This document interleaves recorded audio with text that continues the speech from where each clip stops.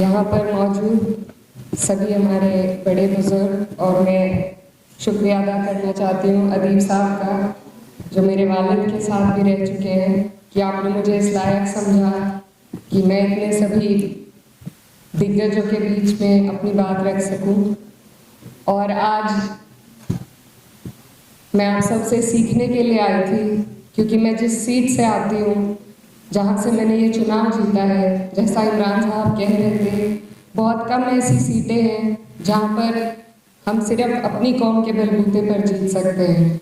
तो मेरी खुशनसीबी है कि मैं एक ऐसी सीट से आई हूँ जहाँ सिर्फ 30% होने के बावजूद तमाम जितने भी हमारे वहाँ के सेक्युलर माइंड के लोग थे, जो सेक्युलरिज्म को पसंद करते हैं और बढ़ाना चाहते हैं, ऐसे लोगों ने मुझे वहाँ से अपना नुमाइंदा चुनकर भेजा।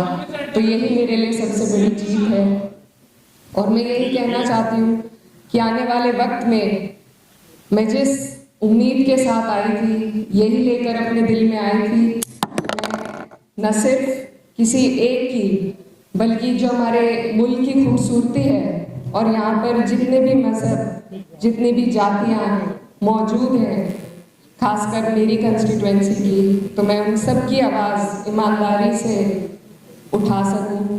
लेकिन यहाँ पर आने का जो मेरा मकसद था, वो सिर्फ यही था कि आप लोगों के बीच में बैठकर ये जान सकें कि किस तरीके से हमें अपनी कौम के लिए भी काम करना है, किस संजीदगी के साथ हमें अपनी कौम के मुद्दे उठाने हैं। क्योंकि सबसे अहम बात यह है इस पूरे मुल्क के मुसलमानों के लिए कि हम यहाँ मुसलमान बाय चॉइस हैं, बाय बर्थ नहीं है, बाय चॉइस ज़्यादा है। हमें मौका दिया गया था और हमने अपना मुल्क चुना, हमने हिंदुस्तान को चुना, सारी परिस्थितियों को जानते हुए, समझते हुए। और ये बात हमें खुद भी याद रखनी है और कोशिश करनी है कि जितने भी लोगों के बीच में हम जी रहे हैं, उन्हें भी इस बात का एहसास उनकी लड़ाई लड़कर दिलाया जा सके। तो यही मेरी आप सभी से गुजारिश है कि हम लोग इस बात को कभी ना भूलें कि हम बाय चॉइस हैं, और इस बात को अपने तरबियत में भी शामिल करें। जैसा इमरान साहब ने बहुत अच्छी बात की कि अगर हमें कोई ईद की मुबारकबाद दे रहा है, तो हमें भी बढ़ चढ़कर सभी के जश्न में और सभी के दुख में शामिल होना पड़ेगा, तभी समाज में बदलाव आएगा। राजनीतिक बदलाव से ज़्यादा ज़रूरी है सामाजिक बदलाव लाना, और उसमें हमें एक दूसरे का हाथ पकड़कर आगे चलना पड़ेगा।